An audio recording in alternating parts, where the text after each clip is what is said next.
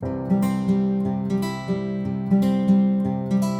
my name is Dr. Michelle Hardy. I believe the vast majority of you, and I see lots of familiar names from other sessions that I do. I like to see repeats.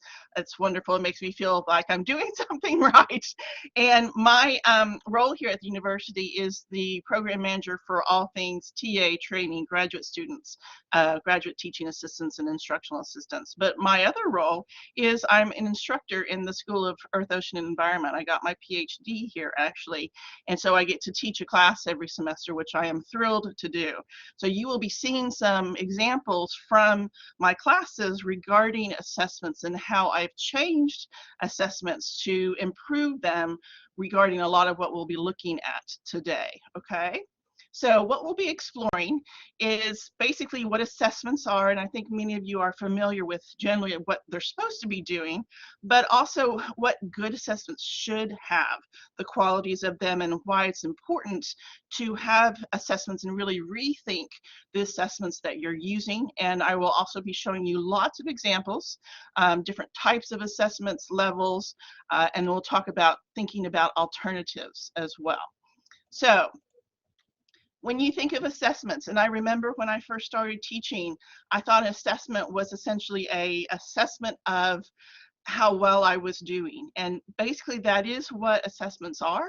I didn't really make that connection between assessments and the actual assignments in class. And so I think it took my teaching to make that connection. And please feel free to comment in the chat as you go. I will be following along in the chat since I have a double screen that helps a lot. So with the assessments, what they are essentially are the assignments. And so you typically think, oh, what am I doing in the class? What students are going to be doing? How will I be looking at what they've learned or not? So exams, papers, problem sets, whatever it might be. But one of the things you need to think about, and we will be talking a lot more about this, is that assessments need to be and can be both high stakes like exams, but also low stakes assessments and low stakes learning exercises, which is actually a very important part of assessments in class.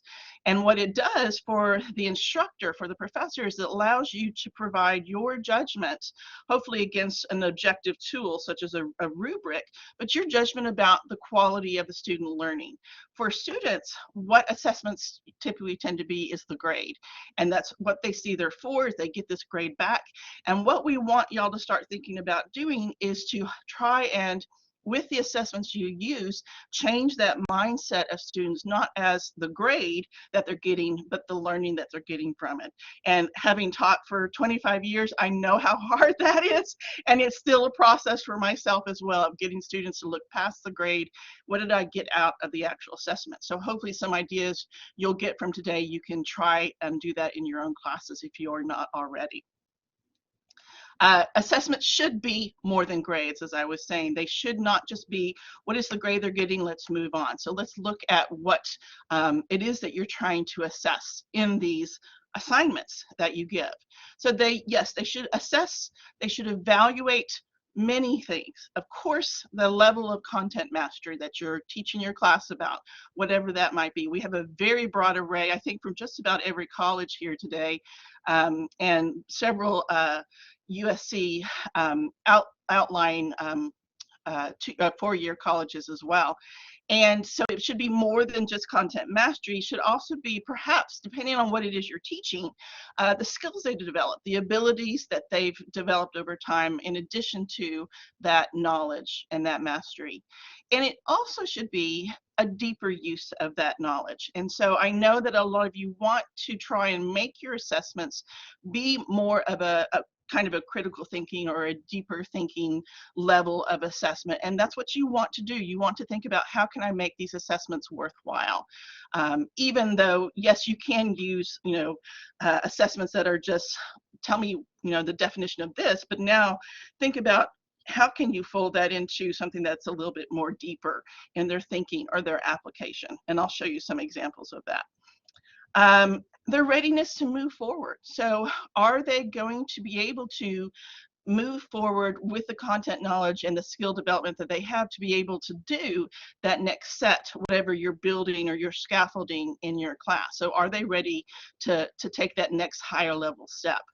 And then it also should help you see whether you're getting the students to learn what you want them to learn with respect to the class. You know, what are the learning outcomes of the class? Are they actually reaching those using the assessments that you've actually been providing them?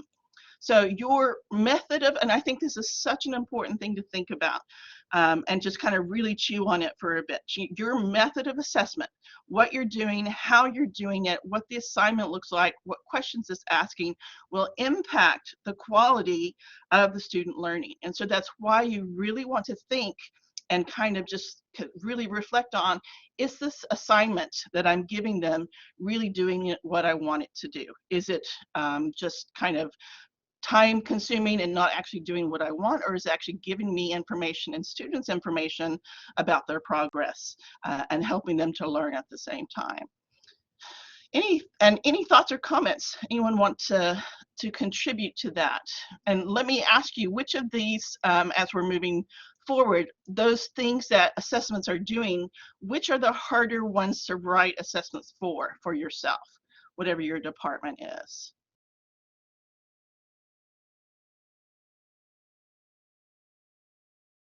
And I know some people have different types of assessments they do, if it's standards-based versus content.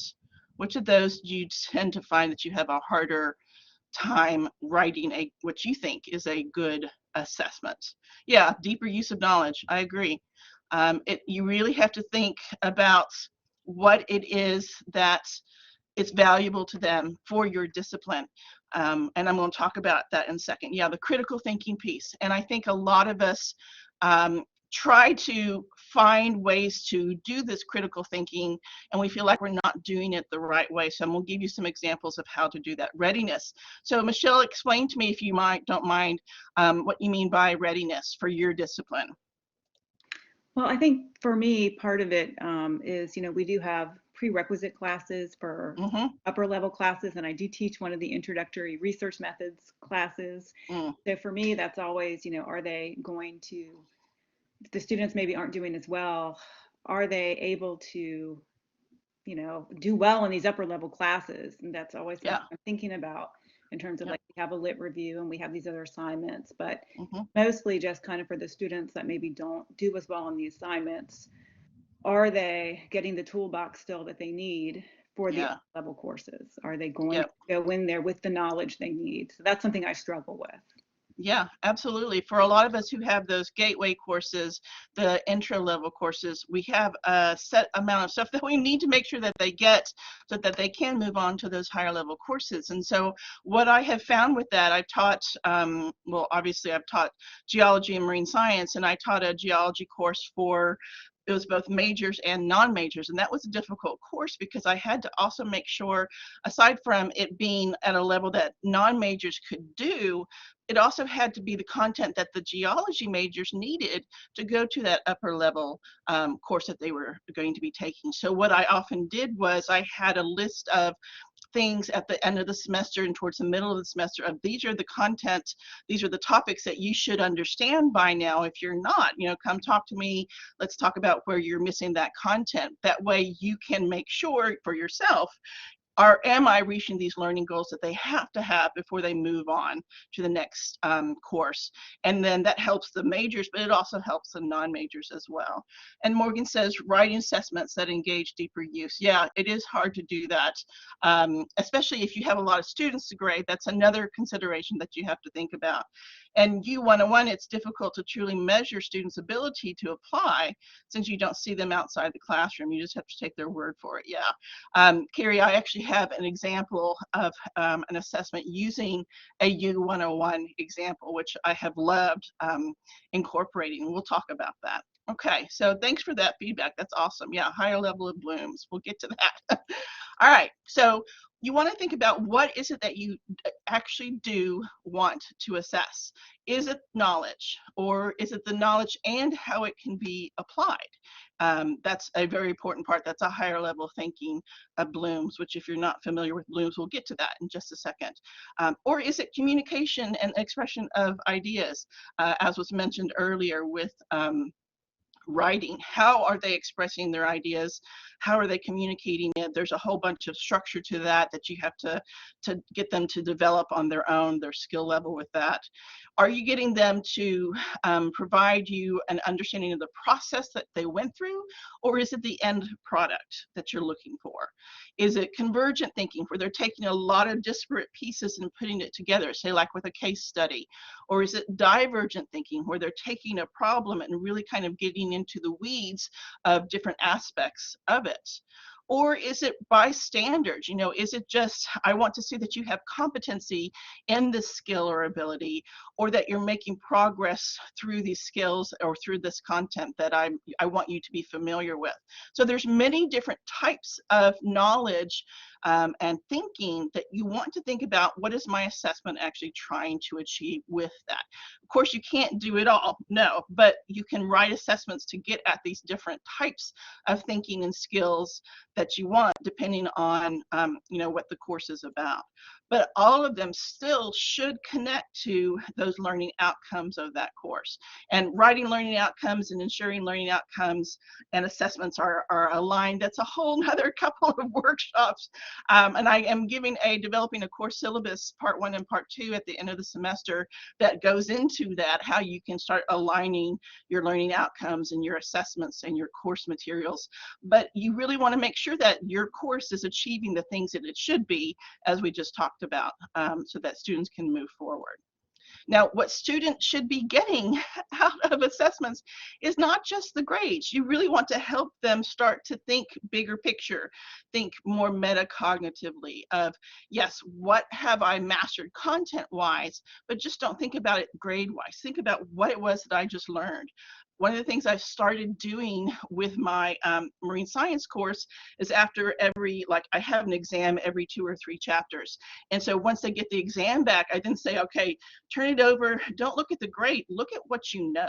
Look at how you now understand how plate tectonics work, why we have earthquakes, why we have volcanoes. And that helps students to kind of really get away from that number that they're expecting. You want students to be inspired and engaged in that learning process, to start really thinking more deeply, especially as they move through upper level courses. Tell them that as they going through your course, you're going to be helping them develop the skills to think more deeply. And that's something that you want them to keep in mind, that that is something they should be developing, that they don't need to just think about the course as getting through it, but getting something out of this course that they're paying for. And then, of course, engaging them more deeply to show what they can do with the knowledge. So, yes, knowledge for knowledge sake is great, but why should I care? Why should you care about learning this information? How can you use it? And I'll talk a little bit more about that in a second. And then help them self-assess, which is, this is the whole metacognitive idea, where am I doing what I thought I was going to be doing level-wise? Am I getting the grade I think that I was? Am I learning what I wanted to? Is it something that I need to be changing or doing with respect to my study habits? So those are some things that you can, you hope that your assessments can help students think about. And there's different things that you can do for all of those. If y'all are interested in that, that's another webinar as well that we could do. There's so much.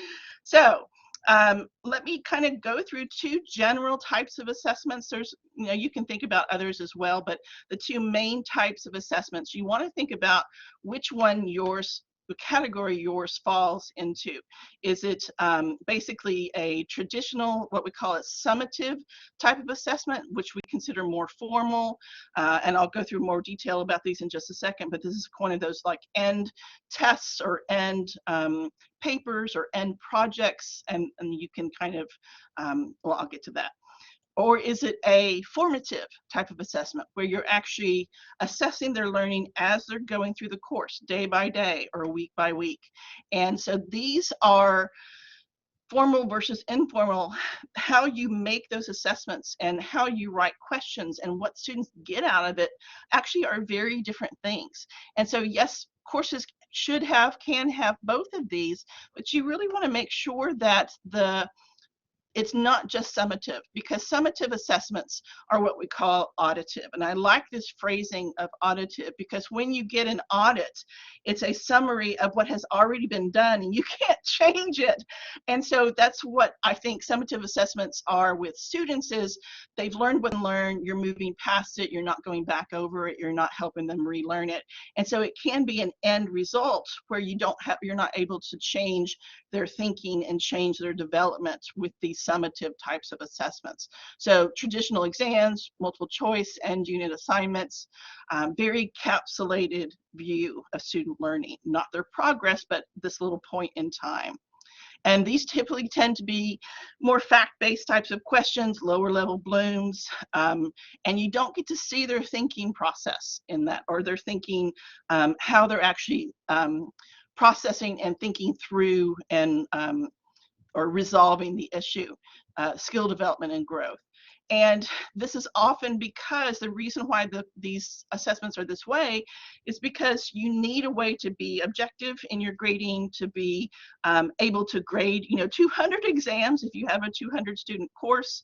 So administration can be important, and you want all those to be consistent. But that's where it really then, those administrative issues can detract from the value of that particular assessment when you use summative assessment. So you want to think about, how can I then do a summative assessment like a multiple choice question and make it a little bit more formative, as in they're really kind of thinking through the process and they're showing me the process. And that's something that we can talk about.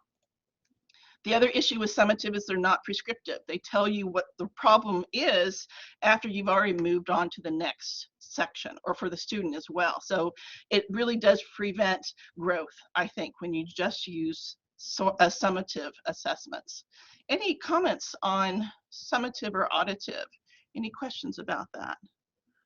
There is and if you're, as you're typing, if you are, there is I give a workshop usually once a semester, but always in the fall, on writing good multiple choice questions. And I always get the question, how can I write a multiple choice question where it actually shows thinking process and higher level thinking? And so we have that recorded in the CTE archive if you're interested in watching that or attending my session whenever I give it in fall, this coming fall. It's one of my favorite ones to do. All right, so the second type of assessment is the formative, which we also call educative. And so I like the difference, auditive versus educative. I always say that wrong. Anyway, this is in-course assessment techniques, things that you do in class, that you talk about, that students work together with, that they're learning as they do the assessment. And so it can be in the class itself, it can also be incremental. So they're working on it day after day, they're working on it in groups throughout the week, helps them to build their understanding as they're learning the content. And so what we see is that these techniques, these educative techniques, these assessments, not only assess, but they're teaching at the same time.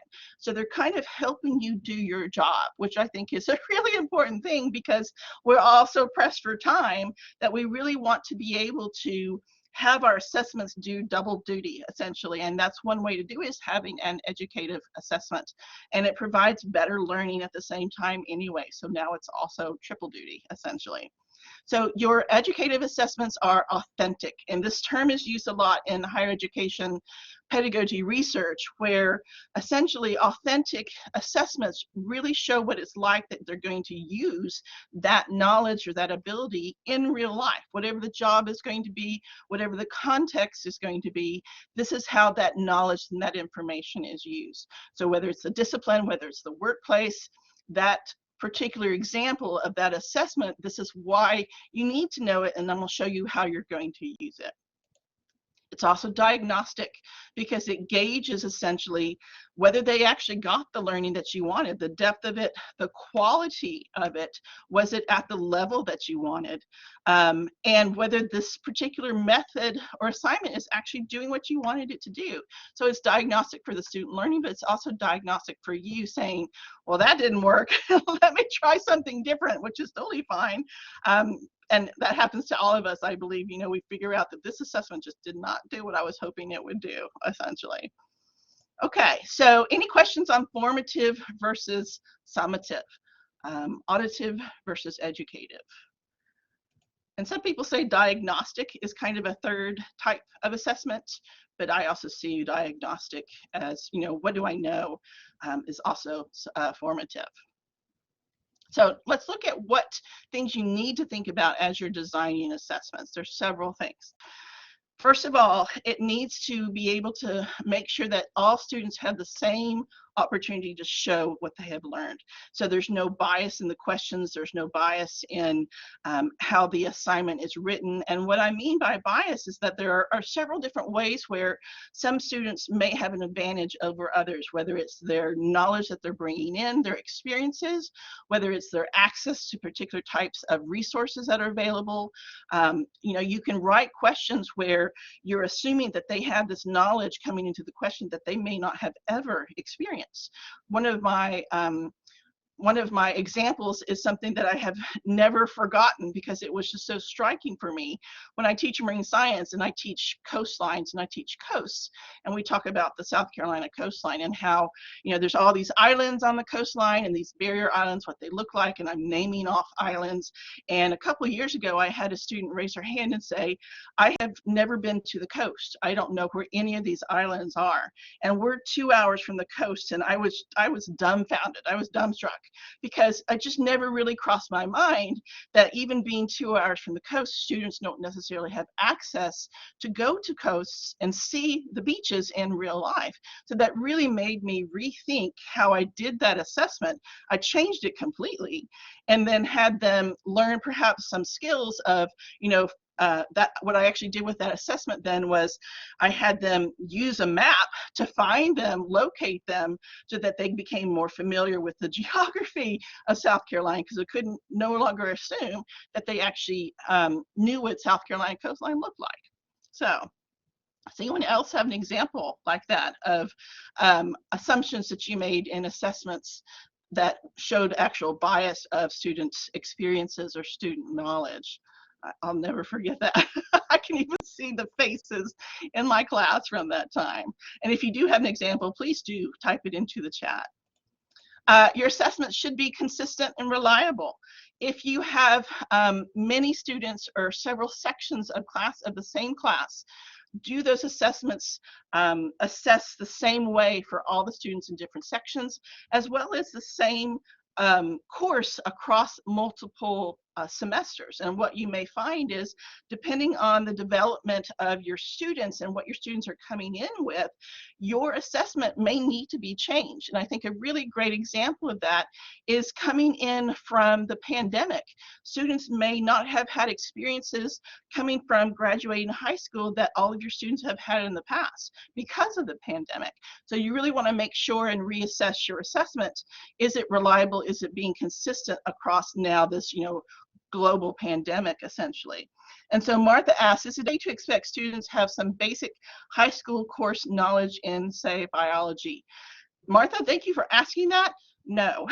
So I actually asked my students this in my marine science honors class. When was the last time they had a geology or an environmental course? Some of them said 6th grade. So you can't assume that knowledge, because they may be coming from different states who have different standards, or they just didn't take that course because they had all these different electives. That was also an eye-opening time for me this semester. Was, oh my gosh. So I really have to rethink how I teach geology and biology, and I can't assume that they know the layers of the earth, because they may not. Catherine says, teaching a 102 course, some students hadn't taken 101 previously, and that's also a very good point. That 101, 102 types of courses you think should be in a series, but students may be taking them out of series depending on if they weren't here in the fall semester. That's a very good point. Validity, is it actually addressing what you want it to evaluate? So are you asking a question, say you're asking a question about, do students understand how tides work, but you worded it wrong so that they think you're asking about, tides in a particular location versus globally.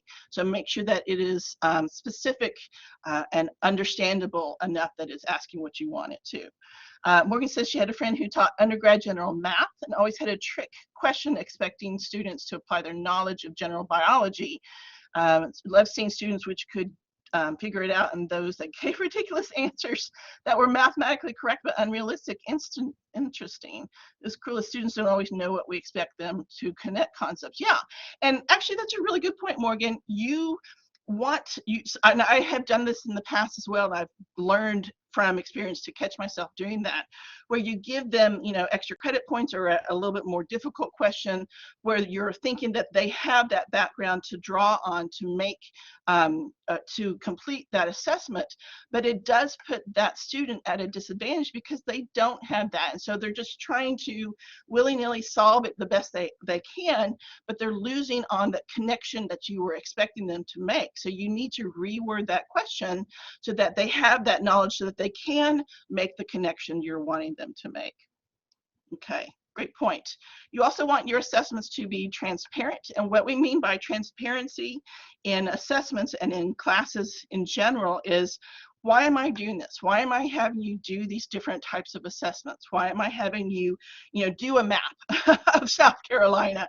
And letting students know the why really goes a long way for them accepting that reasoning behind why they're doing different assessments in class, formative, especially when they're doing in-class stuff. Why am I taking the time to do this assessment? Well, this is why.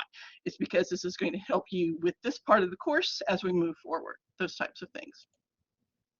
Also, it has realistic expectations like we just talked about.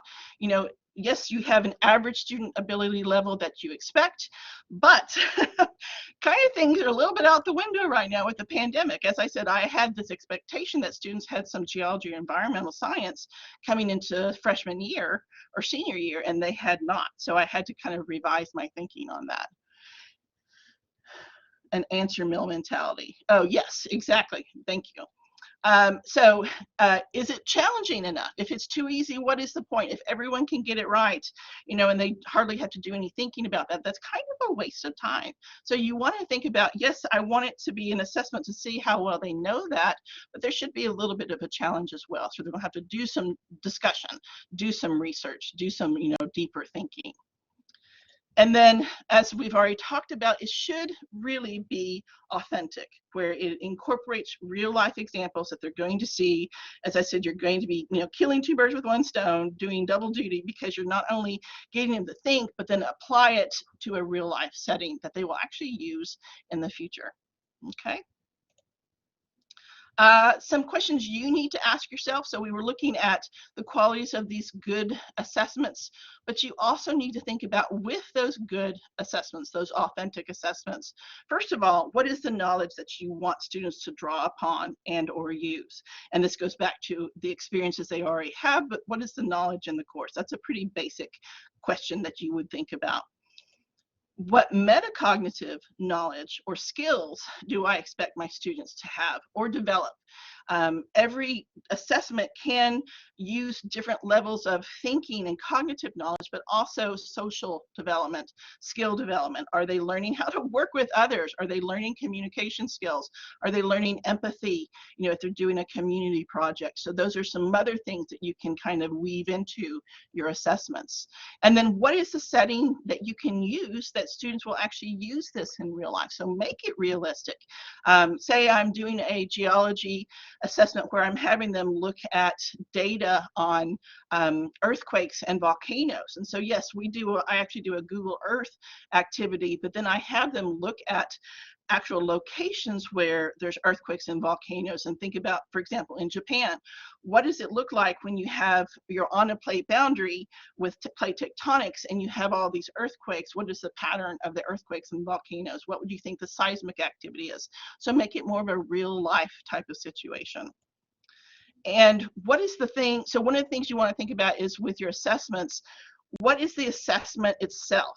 What can they do that would best exemplify the real life setting where they develop that metacognitive knowledge and skills, and they incorporate that discipline specific knowledge? So this gets at the nitty gritty of what kind of assessment would actually work in this situation. And I'm going to show you examples of this.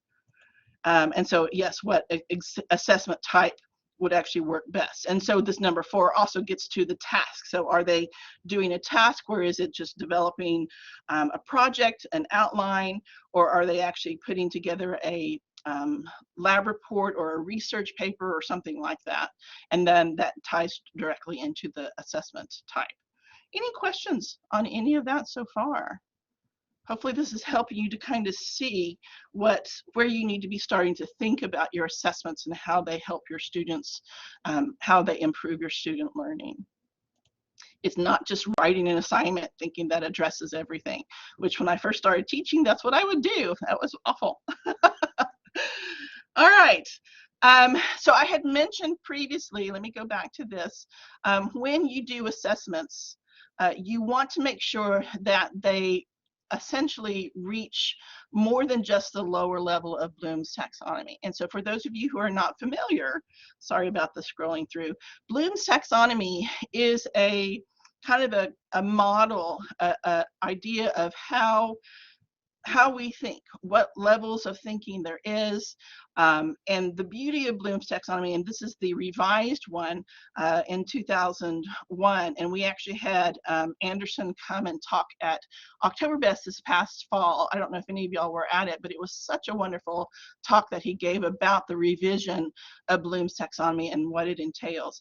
But in general, Bloom's taxonomy, and this is the cognitive level of thinking, Bloom's taxonomy is how do I get my students to do these different levels of different orders, different levels of cognitive thinking. So you can see here that Bloom's has lower order thinking skills, remembering, understanding, and then higher order thinking skills that are applying, analyzing, evaluating, and then full on creation of something brand new.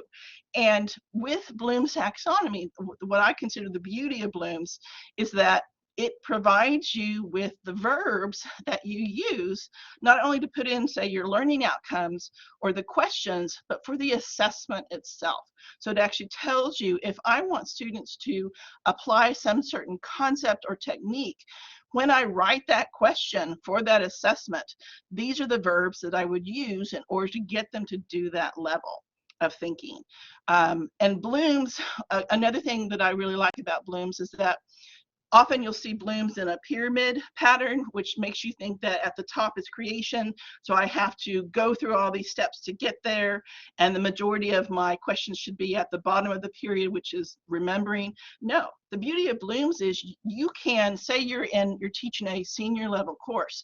You can start with, they have the knowledge that they can start applying, evaluating to a level of creation where they're developing a brand new product. If you're doing a 100 level course or 200 level course, yes, maybe you do start with understanding, but you can do, if they remember this material, then they apply it in a certain situation. So it's very flexible in how you incorporate the different levels of Bloom's in your assessments.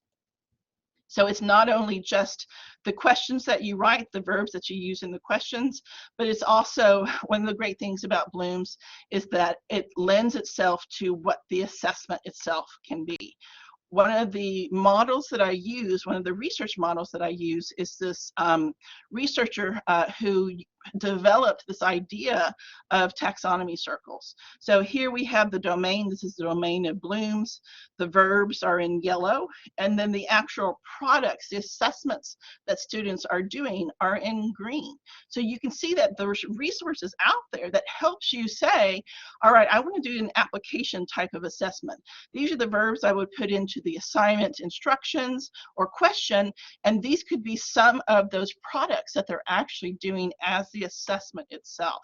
And so Xavier is going to put a link into the chat for you, but I wanted to show you the Taxonomy Circles website because it has some really cool additions to it and expansions to it. So this is what he has here is the cognitive domain. So this is relative to the revised Bloom's taxonomy, where you have evaluate, synthesize, remember, and he only goes up to level 5, but he gives you the verbs of the learning outcomes and then the assessment type itself, advertisements, film strips, newspapers, social bookmarking, voice threads, all sorts of cool things. But also on that web page, and this is the beauty of this, he also gets into the affective domain. So what do you get with that interaction? Self-reliance, participation, engagement, position-taking, acceptance. This is more emotive, empathy type of things, metacognitive types of goals that you have for your students. And it gives you examples of the assessment that you can do at the different levels of Bloom's. And he then also gives you the psychomotor domain.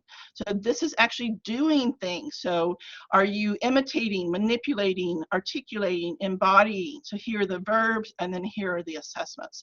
So you can see here it's not just knowledge based, but you can design your assessments to access not just the cognitive levels, but all the other types of levels of learning that you want from your students.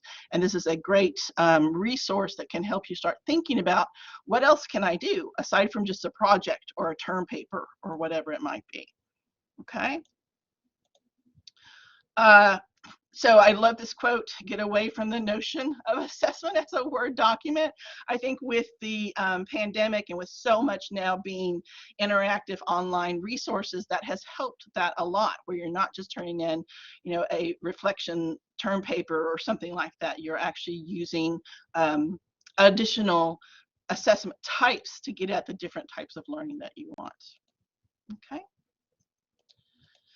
Now, another thing that I recommend doing, so once you have you're thinking about your assessments for the class, whether it's the questions in an assignment or it's all of the assessments themselves, at the end of as you're developing those, one thing you can do that I recommend you do is to look at where all of your assessments and their types fall with respect to Bloom's. So in this case here, this would be on an exam. So on an exam that you have, how many multiple choice questions, you have these multiple choice questions, what level of Bloom's are they at? You have some discussion questions, where are the Bloom's, where are they in Bloom's, short answer, where are they in Bloom's? And that really helps you to see whether you're reaching those levels that you think you are. Now let's put it pen to paper and see if you actually are. And so you can do this for an exam, but you can also do it for all of your assessments. So say you have reflection questions, say you have a presentation, you have problem solving. Where do they fall in the Bloom's levels, and are you accessing and getting to those levels that you want to? So this is called test item analysis or assessment analysis, and there's a couple. This is a nice model that you can use. And some of your, by the way, I have the resources that I sent you guys.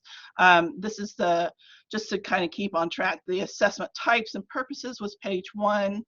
And then page 2 was different, and I'm not going into this, this is just kind of for your own reference, different types of assessments and which ones work best or which ones can work for small group, large group, and individual. And that's just some of them. There's so many more that you could actually do, but this gets you thinking about how applicable is this assessment if I have a class, instead of it being 24 this semester like it is, they open it up to 50 next semester. It could happen. It's frustrating. And then I give you the Bloom's taxonomy that I just showed you, as well as the assessment wheel, the taxonomy wheels. And I also give you a Bloom's action words. And I actually have this, I use this a lot to help me think of better words that really get to that thinking type that I want students to do. There is, absolutely don't feel embarrassed having to use this type of assistance, because that's what it's here for, is to help you make better assessments and write better questions. Okay. Okay. So any questions so far on what I've talked about before I get into examples? So what I want to do next, and if you're writing a question, please continue to do so. I want to show you some types that get at a different level and assessment examples of those types. So one of them, and you may be familiar with these already, they're called cats.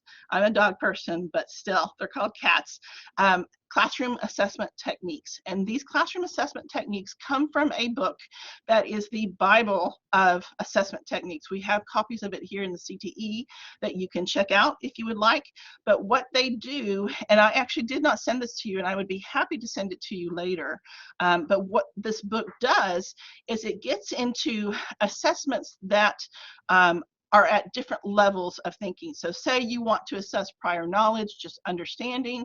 Here's some examples of some CATs, or classroom assessment techniques, in-class assessments. Say you want to analyze critical thinking. Here are some in-class assessment techniques that you can use.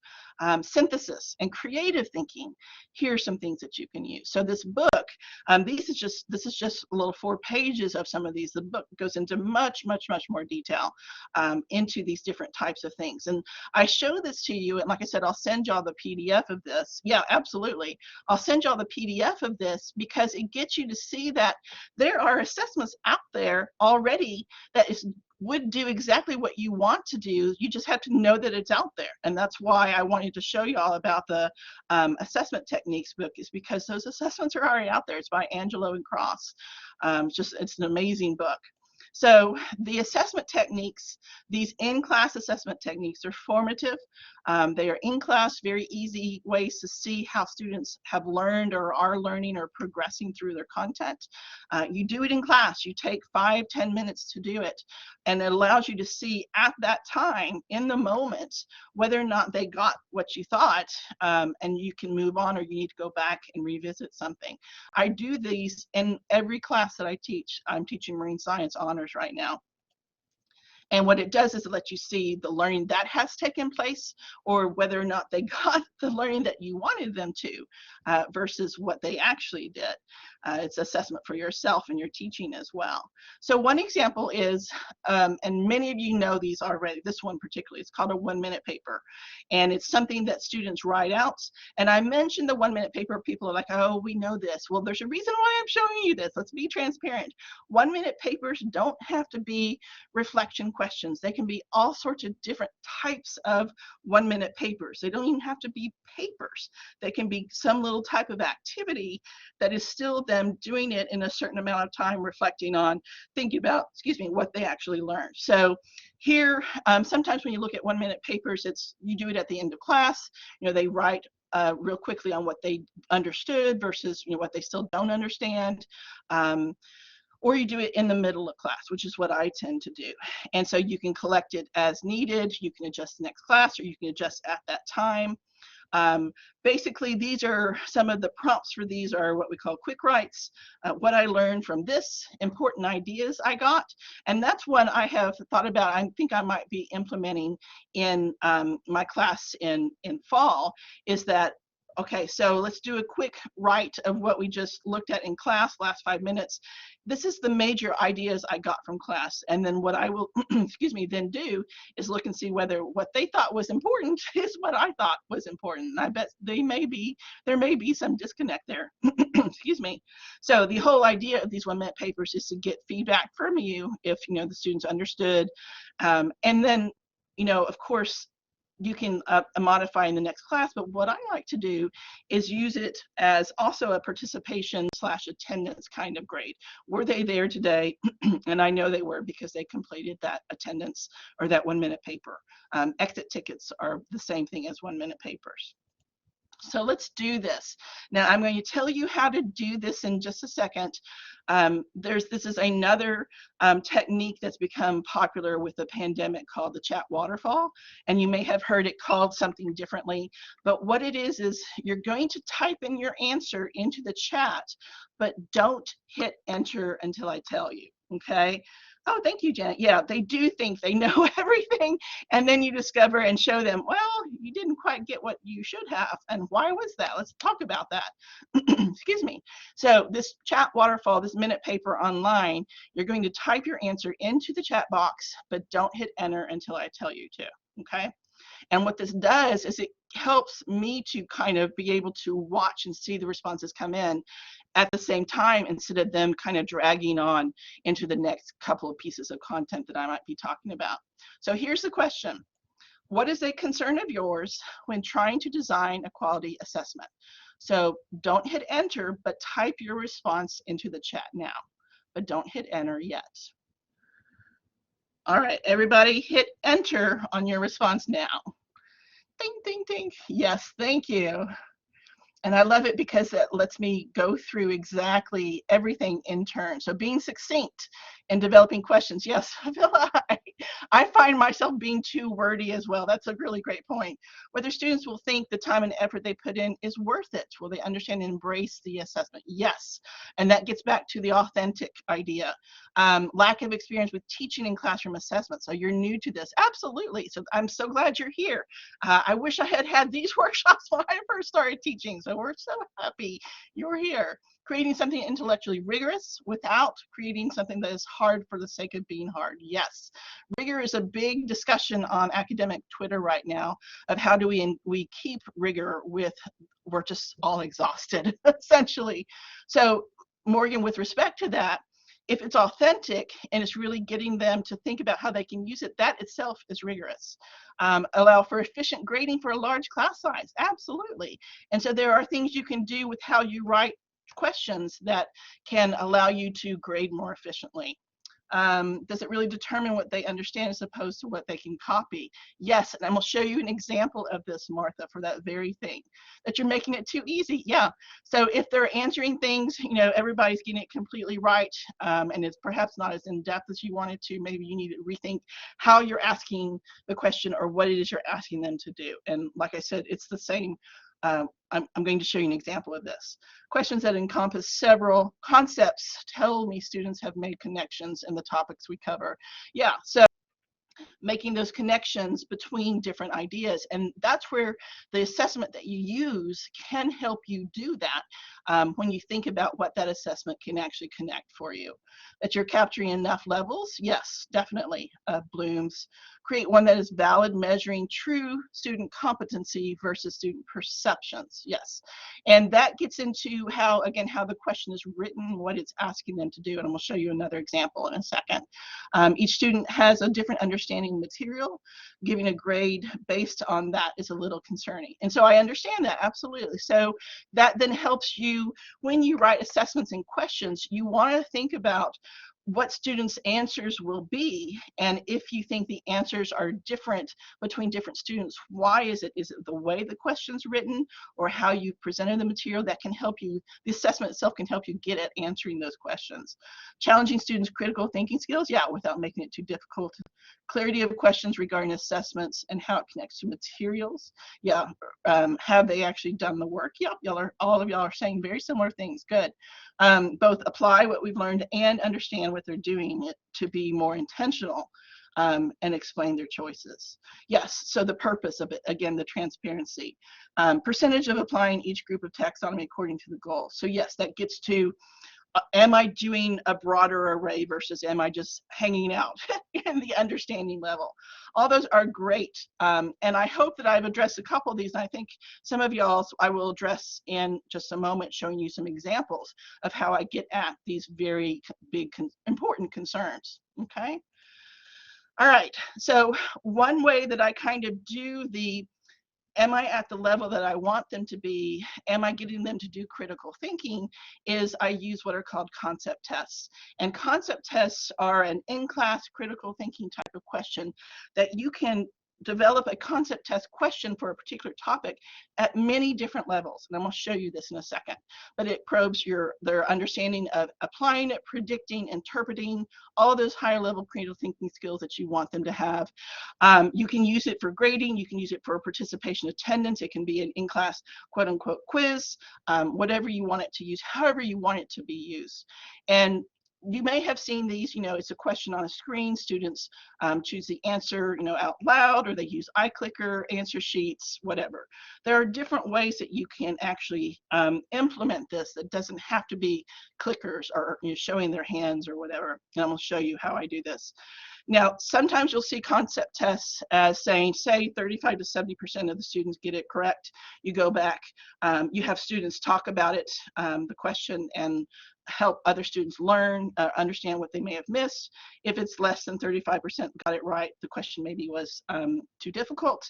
Now, this is one way, this is the way the concept test was originally formulated. I have modified mine significantly. So what I then do is, well, let me show you this website, scrccarleton.edu. I'm showing you this website because every discipline has concept test questions. And so this is just particularly one for geosciences. So they give this hypothetical diagram of plate tectonics, and students have to figure out how many plates are in that image. That's a question you can put on screen and have students answer in pairs as a quiz question. So if you even Google your discipline concept tests, I bet you will have examples come up. So let me show you some examples of how I've taken this idea of concept tests and modified it to achieve the goals that I want it to achieve. So here's an example of a lower order thinking skills, LOTS concept test, where I just had the students answer out loud in class, which tides, and we're talking about tides, which tides gives us eclipses, spring, which gives us quarter moons, neat, blah, blah, which, you know, if you have a high tide and spring tides, what side of the earth of the moon will have, opposite from the moon will have what type of tide will it be? And then they also notice another high tide. That's lower level thinking. Well, now what I would actually really like them to do is, aside from this review of content, how do they now really, so here we're looking at, okay, so I know that the other side will have a high tide. Now let's look at real life. So here's an actual tidal chart from a particular location. And would you find that particular tidal chart at this latitude, or this latitude? So they then have to think about where the moon is, how that affects what the tidal pattern will look like. So it's much more authentic, real life, and application of the content, not just regurgitation of the content. And what I had them do is I had them write their answer down on an index card that they're going to turn in for attendance as well, but also for an in-class quiz. But then when they write their answer down, if they get it wrong, they then in their pairs write out why they got it wrong, what was their mistake in thinking for that particular question. So I do multiple things. I do content and knowledge, application of knowledge, and cognitive thinking about why they got that question wrong. Okay, because they usually miss this one. So that's why I do this from experience. Okay, so that's a HOTS, higher level concept test. Now here's an example of what I call the lots and HOTS. So I have both lots, lower order and higher order. And so this seems like, oh, I'm just going to write, describe in order how the Earth's surface, atmosphere, and oceans form. There's all these series of events that happen, 4.6 billion years ago. But I'm making it a little bit more difficult. So that's basic, understanding, remembering. But I tell them they can only use a one-word sentence, meaning condensation or outgassing or cooling. So not only are they remembering the content, but they're having to kind of synthesize that information that they've learned into this general idea for each step. So that's kind of a both lower level and higher level type of thinking with synthesis. Okay, any questions on those examples? And so that way I know that not only am I looking at there to kind of get to what some of y'all talked about, I'm not only looking at the content knowledge, but did they understand the series, what it takes to go from one place to another, applying it, those types of things. So you can write the question in a particular way that gets at what you're wanting them to do. Okay. So when you use CATS as an formative assessment, make sure you know what it is you're wanting the students to show their learning of. Like I said, that's why I changed this to not only just tell me the steps, but to really kind of synthesize that information. Let's see. Yeah, Eric, we sent the slides to everyone. David will comment in the chat. So with your CATS, then decide what you want to assess and then choose one that will do this. And again, that's where that Angelo and Cross can come handy. I also have another one that I will send y'all, and I remembered these at the time after I had sent those other ones. This is interactive techniques, and what it does is it gives you CATS for lectures where it's the instructor. It gives you CATS, look at all of these, la la la, small class size, The reason why I love so this is actually based on some of Angelo and Cross, but a whole bunch of other resources have been collated and condensed into this. Individual work, it also gets to student pairs, you have groups, you have second chance testing, which is a really cool YouTube online stuff, creating groups. And you go through this resource, there are 237 examples of things you can do that are assessments, formative, authentic types of assessments. So it's a great resource to pull from for getting ideas of a cat that will do what you want it to do, okay? Being transparent with your students, explaining the purpose of why they're doing that particular assessment, that I want them to show me that they can synthesize that information. I want them to show me that they understand interactions between moon position and earth bulge and earth spin, blah, blah, blah, for tides, and helps them to apply that in with real data type of thing, okay? So using assessments that get to those higher level things, let me show you some examples. When you want to do this, and I think we all want to do this in our classes, you want students to show that they know how to apply information from, as one of y'all said, multiple areas into a particular cohesive whole and critically think about all of that. And so there are assessments that will do that for you. So you can construct those assessments so that they resemble real life. Does this, it has you pull from different fields of thinking and apply it in a particular situation. And so you can do these with assessments a couple of different ways. You have one where you actually stepwise them through the process of thinking, where it's graduated difficulty, where you have them put it, assessments are developed and worked through in stages so that they need to do one stage before they can move on to the next.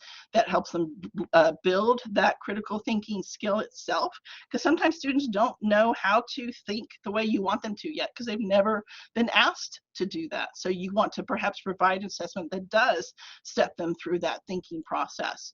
You want to use familiar problem types that they may have seen before, that they practice on, but then also new ones that really kind of stretches that thinking of what they want to do. So what you want them to do. So let me show you some examples.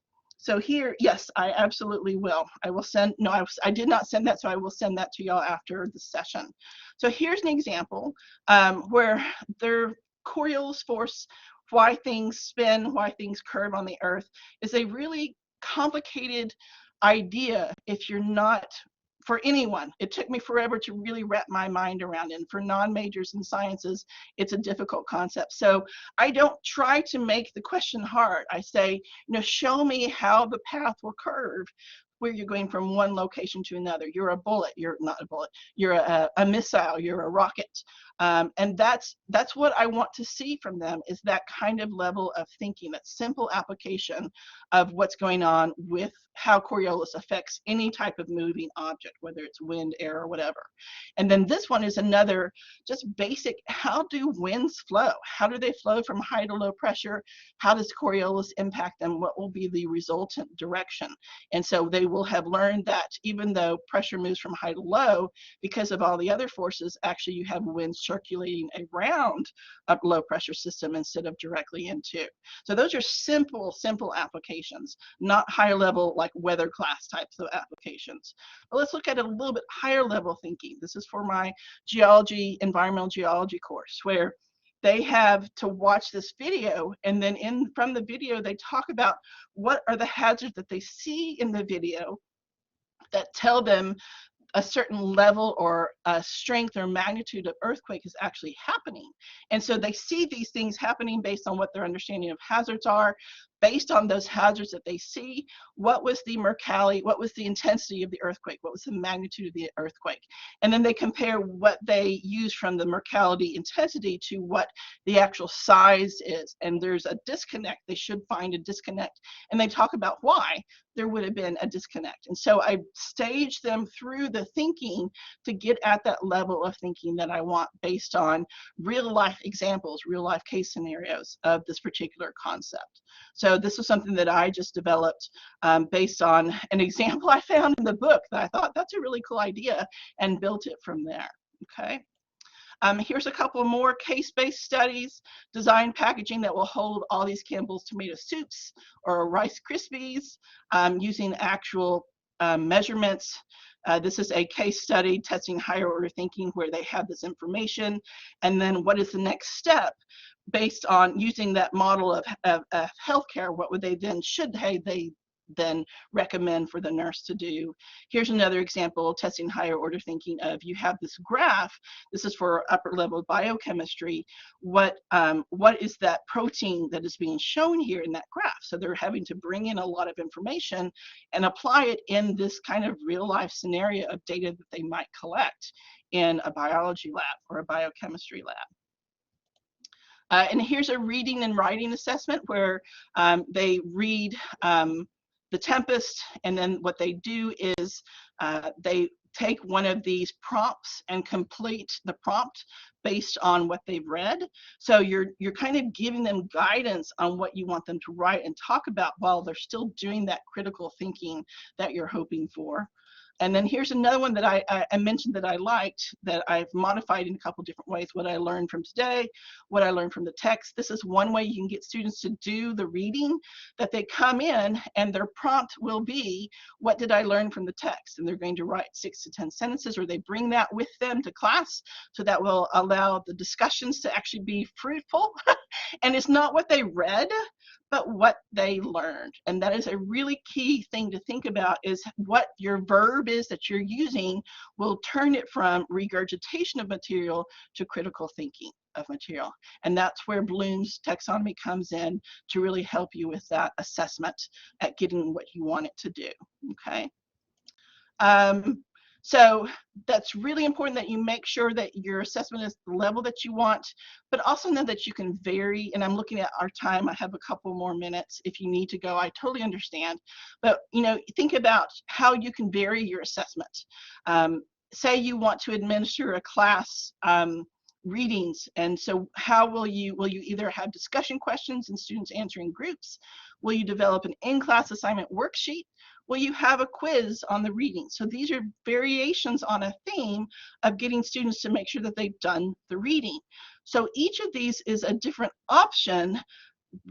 Thinking about these different options, they address perhaps different learning outcomes. They perhaps address different levels of thinking. And thinking about, is this an educative assessment? Is it formative, or is it summative? Does it encourage deeper thinking, or is it just for check-in? So these are questions you can ask, thinking about the different varieties of an assessment you can do. You need to think about these types of questions to help you assess whether it's doing what you want them to do. Thank you, David. I appreciate that. And then here's a second example. You want to do an in-class check for formative learning. Do you want to do a follow-along worksheet where they answer questions as you go, have an exit ticket or exit quiz, end-of-class quiz, or have embedded quizzes and lecture doing clickers? All of these are doing the same thing, but they're doing it in a different way and achieving different types of learning and outcomes for the student. Does it achieve a learning outcome? Is it just check-in? Is it actually necessary if you're doing it for attendance or check-in? And what cognitive level are those questions actually addressing? Are you asking good questions? Yes, thank you, Meredith. I appreciate that.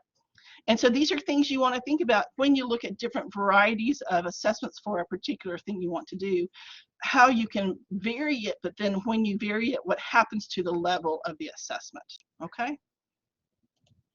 And the last thing I wanted to show you is that, we all want to use pedagogy, online techniques, or many of us do. Just keep in mind that tech is the tool that you use, not the assessment itself. So you can use all these different tools, and Xavier will paste that link into the chat, but you don't want to use Twitter just for using Twitter, or use Google Forms just for using forms, but actually achieve a learning outcome at the same time as they develop that skill. Okay, thank you. All right, so just kind of summarizing up, students should all have equal ability to achieve and demonstrate their learning. There should be consistent, reliable should be valid. It's evaluating what you want it to. We spend a lot of time talking about that. It should be transparent, the purpose for why you're doing that assessment, taking that time to do it. And then there are realistic expectations, but it's still a challenge. So like the one with the earthquakes, it was still challenging, but it was using data that they understood and then built on with their knowledge. And then it's real life authentic examples as well. And that your course incorporates multiple assessment types, not just an exam or just a quiz, okay? So do you have any questions? I know I'm about 5 minutes over. I apologize. I like to talk about my stuff, the examples that I show you. I'm happy to entertain any questions that you might have. And when you click on that evaluation link, you'll see your name if you registered, and just click on your name, but it is completely anonymous. Thank you, Janet. I appreciate that. And I will send y'all the links to those other 2 PDFs as well. Thank you. Happy to stay and answer any questions or provide recommendations. Thank y'all for attending. I really appreciate it. It's nice to see people in our sessions. Thank you, Michelle. Yes, Eric. Yeah, hello, Dr. Hardy. Yes. Hello. Yes. Yes. I had a lot of problems during the session. The system. I don't know if it was the system or my network. It kept logging me out. Will you share the video with us, the recorded session? So when it's ready, there's actually one that's already in our video archive, and I can send you that link. But the actual production of this video, it's going to take a month or so, because we just our video production student just her GA just ended, so we don't have anyone doing it at the time. But I can send you a link to this session that I did in the fall. I'm happy to do that. I'll be very happy with that. I got a lot, but I still want much more. I enjoyed it. Okay, thank you. Send me an email. That way I'll remember to do that. Sure. All right. Thank you. Okay, great. You're welcome. All right, Janet, so you would definitely say there is still a place for the traditional midterm and final. Yes, absolutely. And Janet, I actually do 3 exams in my marine science class. So what I do is I do a, hold on a second. There we go. What I do is I do a exam 1 that covers 4 chapters, exam 2 that covers 4 chapters, and exam 3, which is the final, that covers 4 chapters. But then in that exam, I have a multiple types of assessment question type. So I have multiple choice, I have some short answer, I had them bring resources and write something up in advance that they then attach to their exam. So I'm getting them to do more than just regurgitation, but application, that they then show me that they understood the application and attach it to the exam as part of the exam question points, essentially. Oh, thank you, Savory.